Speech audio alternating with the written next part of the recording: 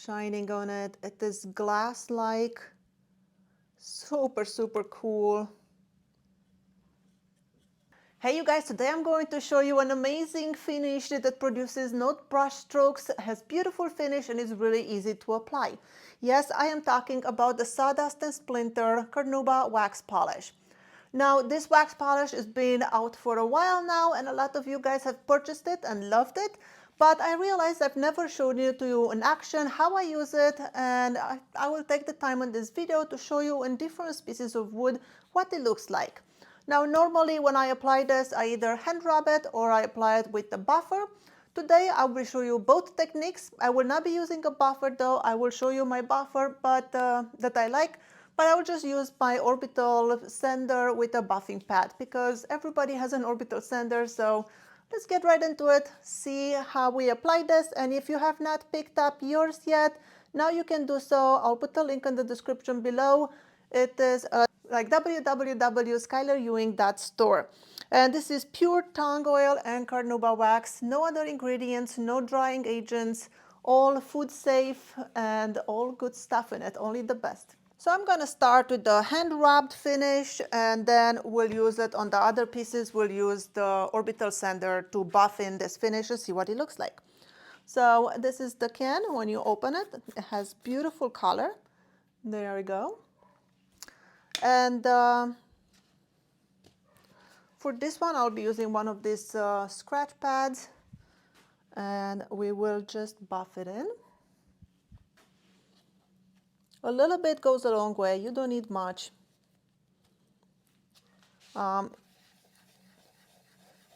This polish looks fantastic on the lathe if you're a wood turner. I'll put the link in the description below from Derek Smiley. He has a YouTube channel and he's been testing my products, helped me improve my recipes, and he uses it, so I'll put a video, you can see how it behaves on a lathe.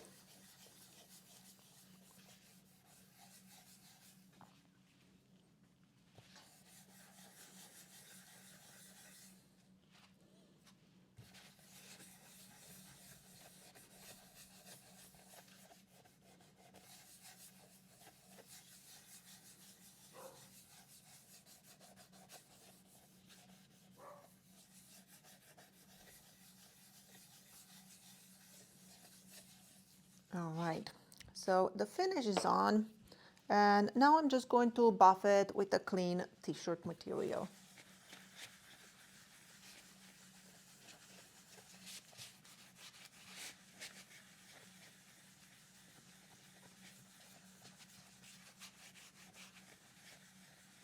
And I did sanded my boards up to 600 grit because I wanted to have a very smooth glass-like finish.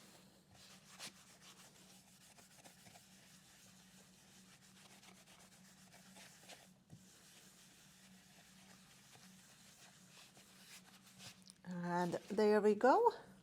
Very nice sheen. I don't know if you can see when the light hits it. This is what it looked like originally. And this is what it looks like with the finish. Now, I'll have to say this piece of wood did not change colors too much when I apply it. So let's see how it behaves with the other pieces of wood we will work with. All right, let's try this mango piece. And first I like to rub it in with this scratch pad, just because I don't want to put a big blob and then the orbital sander will be like flinging it all over the place.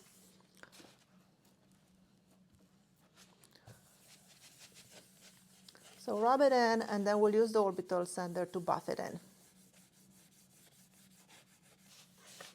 All right, we put enough product on it. Now it's time to buff it in. So I have a buffing pad. I've never used this kind of before. I hope it doesn't leave a whole bunch of white things on my surface. But we'll try it, and no dust collection. We'll just buff it in.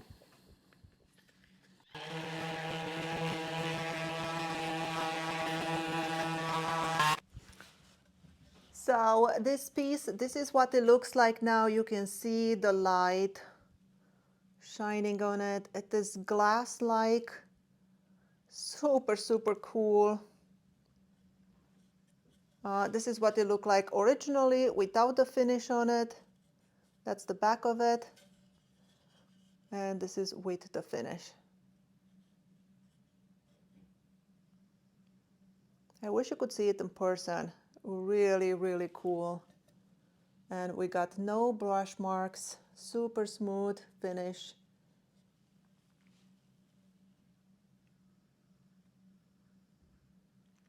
All right, let's move into our next project. Next up is this lid from the box. Same thing, I will apply it with my little spongy thingy.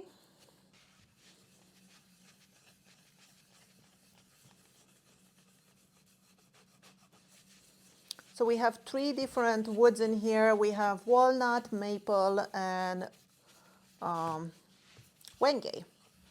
You can see the difference just from, rubbing it in.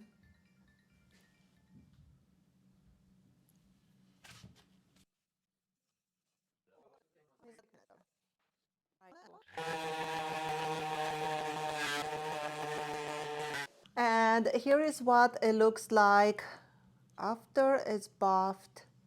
You can see the shine, the light bouncing out of it. 0 brush marks because we didn't use a brush. Super, super smooth, glass-like finish. This is the other side that I didn't do.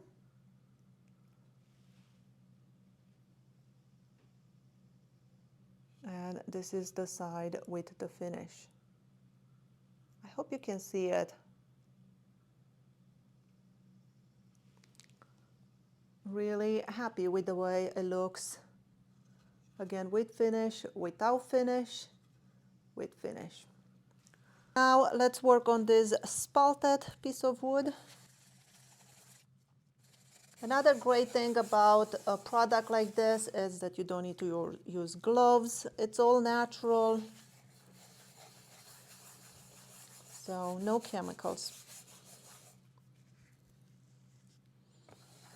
Now the reason why I'm finishing these pieces right now, even though the box is not done yet, it's because these are gonna be lids for some boxes, and it's gonna be some of those boxes that has interlocking lids. So these pieces will be into the lid, and then I'll have to cut the lid open.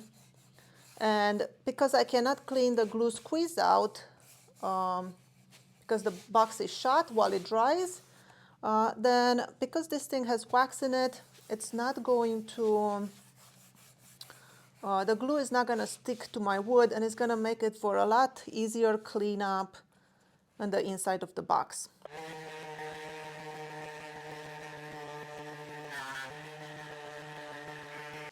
And this is the way this one looks.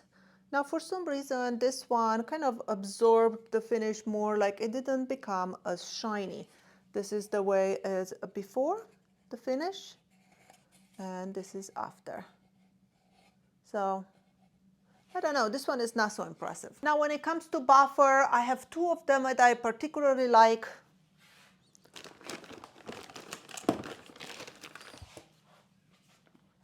I have this one. This is a 3-inch buffer. This is the brand. I'll put a link in the description below. It's used for polishing cars, so I use that one. And then I also use this tiny Raycon one. This is also a great one. This is cordless. This one has a 2-inch pad, so it's really lightweight and easy to get, especially on small boxes. This one makes it really, really easy. I'll put a link to this one. One of you guys recommended I get this one, and I got it, and I absolutely love it. But if you do not have a buffing machine, you can just use a pad on your orbiter sander, and that will work as well. Again, if you're interested in purchasing this wax, please go to www.skylarewing.store, and that's where you can purchase it. Thank you so much for your support. I hope this was helpful to you and you learned something new. Thank you so much for watching. My name is Skylar Ewing, and I'll see you in my next video.